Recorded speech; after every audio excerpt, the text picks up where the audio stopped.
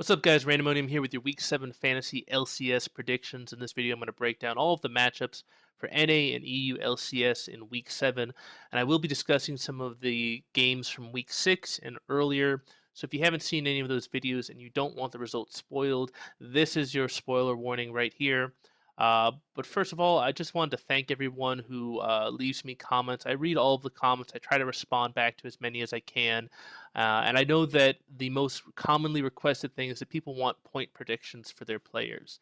And that's extremely difficult. It's much easier for me to predict who's going to win and who kind of like the key players are going to be for each team in each week.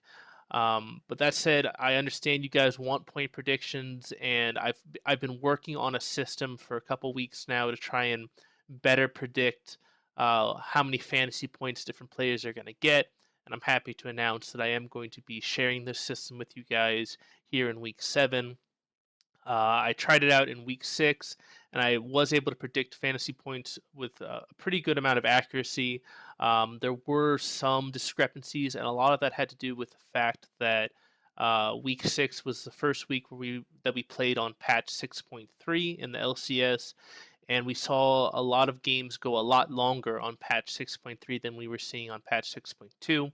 And the net result from that is that players scored a lot higher number of points in week 6 than they've done in previous weeks. So, for example, in weeks 1 through 5, we had a total of 18 players score 50 plus points per week. Usually we were averaging 2 to 4 players per week who were averaging 50 plus points. However, in week 6 alone, we had 13 players score higher than 50 points for the week. And we had one player, Jensen, who got over 70 points, and that was the first time this split that we've seen anybody go over 70 points in a week. So the net result for patch 6.3 is that players are getting more points because games are going longer. And I expect that you're going to see that also in week 7. So without further ado, let's actually break down into the system. So the way things work is I've got the team, I've got their opponents, I've got their expected result. The first 3 columns are pretty self-explanatory. And then what I do is I look at the opponents that each team has, and I try to compare those opponents to a previous week with other opponents, and I try to predict a team's future points based off of their past performance in earlier weeks. So, for example, for Immortals, they're going up against CLG and Echo Fox this week. And I was looking at previous weeks, and in week 4, they went up against CLG and Team Liquid, which seemed pretty comparable. I know that Echo Fox beat Team Liquid last week, but it seemed as comparable as I could get. So I took the amount of points that they got in week 4, and I adjusted that value slightly based on the fact that we're playing on patch 6.3, and that I think that Echo Fox is a slightly better opponent than Team Liquid.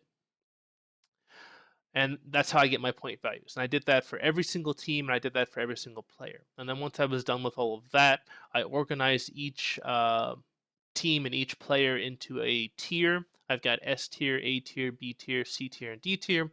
And these tiers aren't saying who I think are good players or who I think are bad players. These tiers are separating players and teams based off how many fantasy points they're going to get.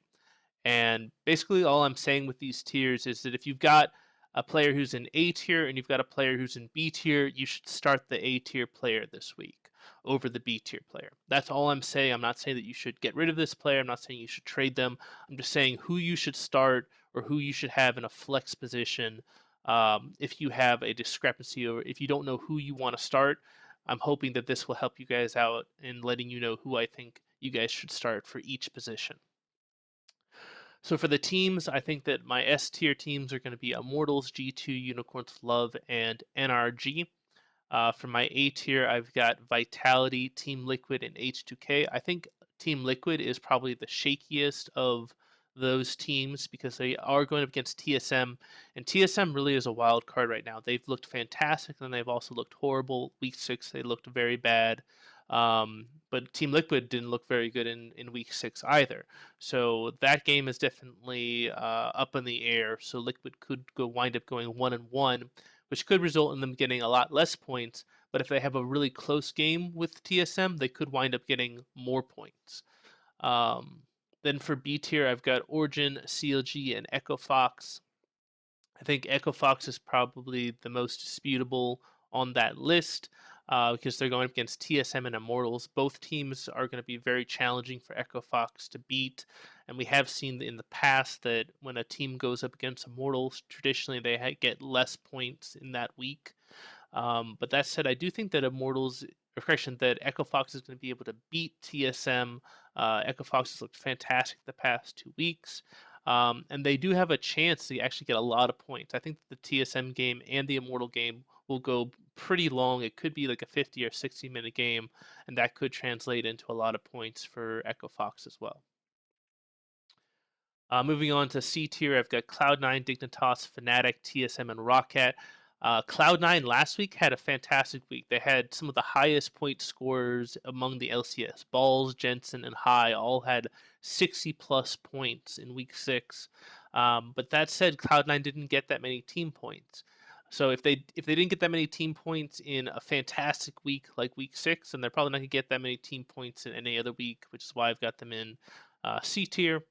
And then moving down the list, of course, I've already talked about TSM. I think TSM could wind up actually getting more points than 21 this week, but it really just depends on which TSM shows up this week.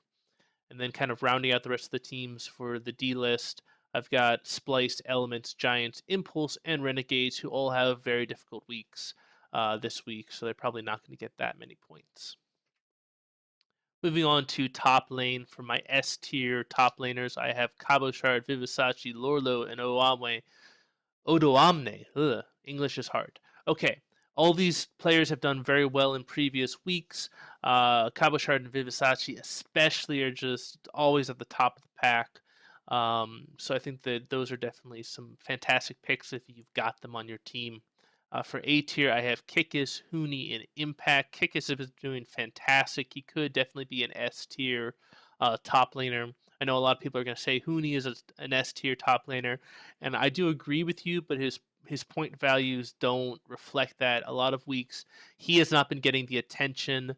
It's been Wild Turtle who's been getting a lot of the attention, or Po Belter who's getting a lot of attention. So Huni's fantasy points have not been as high as his mid laner and his AD carry because of that. And then Impact, yeah, Impact could have a fantastic week, but traditionally we haven't been seeing him getting as many points as I would expect. So he's only on A tier. And then for B tier, I've got Gamsu, Darshan, and KFO. I thought Darshan was going to be an S tier, but teams have really been countering him, and he's been getting less fantasy points as a result. Then KFO he's fantastic when he's been playing, but Echo Fox has got a really hard week, and there's still a lot of questions that are kind of unanswered with Echo Fox. So I have him down at B tier, but he definitely could be an A tier and S tier as the season progresses. Moving on to C tier, I have Soaz, Billy Boss, Balls, Steve, and Hanser. I think the ones that people are going to question are going to be Hanser for TSM. He hasn't been getting that much attention from his team, which has been resulting in him getting less fantasy points than I would expect.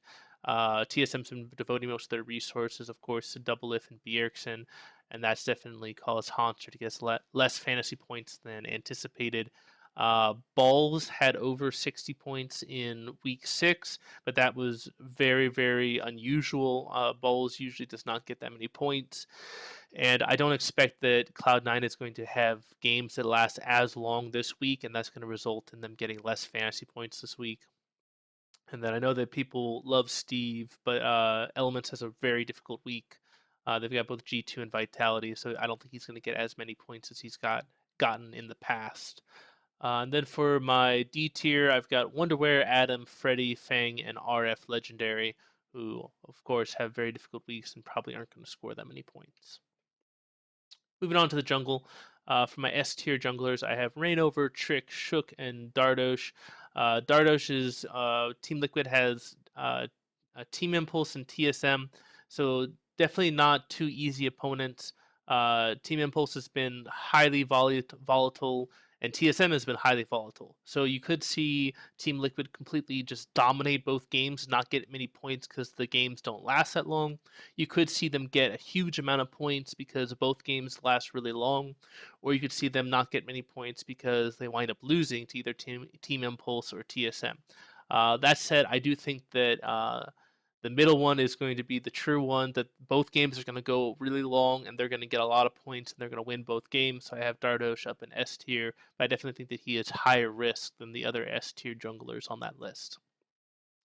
For A tier, I've got Rudy, Moon, and Jankos, all top ranked teams with relatively easy weeks. And then for B tier, I've got Rush, Hard, and Next Smithy. Rush is definitely kind of a wild card there. He could have a much higher point week, but he could have a much lower point week, just based off of what we've seen in past performance. Some weeks he just goes off the charts, and some weeks he doesn't get anything. So definitely kind of a higher risk, but possibly higher reward jungler in Rush. Moving on to C tier, we got Kiri, Amazing, Spirit, Airwalk, and Svenskeren. I think that some people might say that Svenskeren deserves to be higher up on that list, and most of the time I would agree. I think that TSM is kind of struggling right now. I really don't know who's going to show up, whether TSM is going to look like TSM or whether they're going to look like a completely different team. Um, but I think they've got very two difficult opponents, Fox and Team Liquid. So um, yeah, I don't think that TSM is going to perform as well as a lot of people are going to expect in Week 7. For D tier, I've got Proxen, Bentonjock, Gilius, Trashy, and Crumbs. I don't think anybody's going to dispute anyone on that list. All right, moving on to mid lane, we've got for S tier, I've got Phoenix, Pobelter, Ryu, and Perks. I think some people might say Phoenix maybe is not going to get as many points. And yeah, I definitely agree that that's kind of a risky player to put in, but I think it's going to be a high risk with not as high, um, not as volatile as people might think. I think that both of those games are going to go very long, and that Phoenix, regardless of whether or not Team Liquid wins, is going to get a lot of points. So he's definitely worthy of an S tier pick. For A tier, I've got GBM, Fox, and Nuke Duck. Um, and then for my B tier, I've got Jensen, Bjergsen, and Fevabin. Jensen had the highest points in week 6, but that was mainly because Cloud9 had 2 really long games. I don't think the games are going to go as long in week 7, so that's going to result in him not getting as many points. Bjergsen, even though he has the potential to be top of the charts in any week, it seems like TSM has been putting him on a lot more kind of utility mid laners rather than like a strong carry mid laner. So I think that's going to result in him getting less points, and I think that TSM is going to struggle against Echo Fox and Team Liquid. And then Fevabin. Fevabin hasn't been scoring that many fantasy points, even though he's a great mid laner. But I think he's still worthy of a B tier pick. And then moving on to C tier, I've got Shifter, Froggen, Huhi, Power of Evil, and Betsy. I think Huhi and Froggen are definitely worthy of being on that A or B list tier, but they've got really hard opponents this week. Echo Fox is going up against TSM and Immortals, and then CLG is going up against Immortals and Cloud9. So because of that, I think that their point values are going to suffer because they're probably not going to win at least one of those games. And then moving on to the D tier, I've got Xpepe, Ica, Pyrene, Senkooks, and Alexich, all teams that are struggling, that are going up against more difficult opponents this week. All right, moving on to 80 carry. For S tier, I've got Emperor, Piglet, Wild Turtle, and Altec. Emperor, I think, is going to do fantastic. He's been getting a lot of points week to week. Piglet, I think he's going to have a high point week just like Phoenix. Wild Turtle has also been doing fantastic. And then Altec, I'm looking for NRG to kind of, they have a much easier week, so I'm looking for them to score some big fantasy points this week. For A tier, I've got Forgiven, Hajarna, and Steelback. Forgiven scored a ton of points last week, but that wasn't normal for him. Forgiven is much more about the win. He isn't about fantasy points. So if you look at Forgiven, his kills and assists are usually much lower. He usually also has less deaths than most 80 carries, but he doesn't have as many kills as them. So even though his KDA is very high, he usually doesn't get that many fantasy points. I'm hoping that that'll change and he'll actually, be that S tier carry that I think everybody thinks he is. But I don't think he's going to get as many points as some of the other carries this week. And then Hajarna and Steelback, Vitality, and Unicorns of Love have been doing fantastic. And obviously, Hajarna and Steelback have been getting a lot of fantasy points as a result. Moving on to the B tier, Stixay, Keith, and Double Lift. As previously discussed, I think all three of these teams have very difficult weeks, which is why they're B tier, not any higher than that. Moving on to C tier, I've got Reckles, Sneaky, Sven, Apollo, and Tabs. I think a lot of people are going to be like, really, these people are C tier 80 carries? But you just have to understand how stacked 80 carry is. I definitely think that, Reckles, Sneaky, Sven, Apollo, they're all really good 80 carries. But they've got difficult weeks. Their teams are struggling. And just traditionally, if you look at their points week in and week out, they don't get that many points. Which is why they're not a B tier and A tier 80 carry this week. And then kind of rounding everything out for the D tier, I've got Mr. Alice, Mash, Freeze, Adri, and Kabi.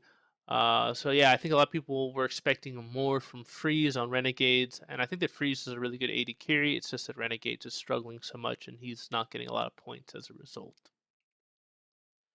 All right, moving on to support. For S tier, I have Hybrid, Adrian, Matt, and Conquan. I think all of them are going to do very well because their 80 carries are going to do very well. They're going to enable their 80 carries to get a lot of points, and then they're going to get a lot of points by proxy. And then moving on to the A tier, Vander, Kasing, and Hilliseng. And then for the B tier, I've got High, Yellow Star, and Aframu. High has definitely been moving up the ranks as far as how many points he gets. Last week he got over 60 points. Cloud9 just got a ton of fantasy points last week. It was absolutely absurd. But yeah, I don't think he's going to get as many points this week just because the games aren't going to go as long. And I think that they're going to struggle against CLG. And then I think that Yellow Star and Aframu are pretty self-explanatory. Moving on to C tier. I've got Big, Clash, Kiwi Kid, Mithy, and Nesbith. I think that Big will move up to a B or an A tier support in the future weeks, but this week Echo Fox has a very difficult week, so I don't think he's going to get as many points. And then, yeah, we're seeing a lot of these supports. They're struggling week to week, even though they're good supports and their teams are pretty decent. You're seeing them be kind of hit or miss, which is why they're in the C tier this week. Moving on to the D tier list, we've got Extinct, Gate, Godfried, Hakuo, and Spraddle. So I don't think there's anything that is not self-explanatory on the D tier list for the sports. So overall, as a week, I think that we're going to see a lot more points this week than in previous weeks just because of patch 6.3. I think the games are going to go a lot longer, be a lot more drawn out. We're going to see a lot more 5 dragons, a lot more barons. EU as a whole looks really predictable this week. You see a lot of top ranked teams going up against lower ranked teams. So I think you're going to see a lot of 2-0 teams and a lot of 0-2 teams. That definitely means that the amount of points that you could see in EU could be less because the games aren't going to go as long, but it's going to be more reliable points. So if you've got one of those players that's on one of those 2-0 teams this week, you're pretty much guaranteed they're going to get points, but they might not get that 50 or 60 points that you might see from an NA team. And the reason why I say that is NA is going to be very volatile this week. You've got a lot of really tough matchups this week. If you look at CLG, Cloud9, Echo Fox, Immortals, Team Liquid, TSM, they all have very challenging weeks this week. And even though I have my thoughts on who's going to win and who's going to lose, upsets are definitely possible in NA this week. And what that's going to translate to is that there are going to be some really long drawn out games, 50, 60-minute long games, which means that some teams are going to get an absurd amount of points. You're going to see a lot of players that get 60 points in NA this week, but you're also going to see players that are not going to get that many points at all if they're on the losing side of that. So NA players this week are higher risk, but they're also higher reward. So if you're in a week and if you're in a league where you pretty much are guaranteed the victory, you probably want to play more EU players because they're guaranteed points. If you feel like you got to pull out all the stops to beat your opponent this week, you want to be playing those NA players and you want to be going for those high risk, high reward players that could get you those 60 or 70 points this week. So anyway, I hope you guys enjoyed this video. I hope you guys like this new system. And if you try it out and it works for you, please let me know. Please leave a comment. If it doesn't work or if there's something that you think that I could change to make it better, please leave a comment on that as well. My whole goal with this is to try and make the best system I can, and the only way I can do that is if I get your guys' feedback. So please leave comments. Please let me know how I can improve, so I can come up with a better system for you guys in future weeks. And if you like the content on the channel, if you want to see more of these videos, please subscribe to the channel, and I'll try to keep you guys up to date on everything LCS related. But I hope you guys have a great day. This is Randomonium signing off.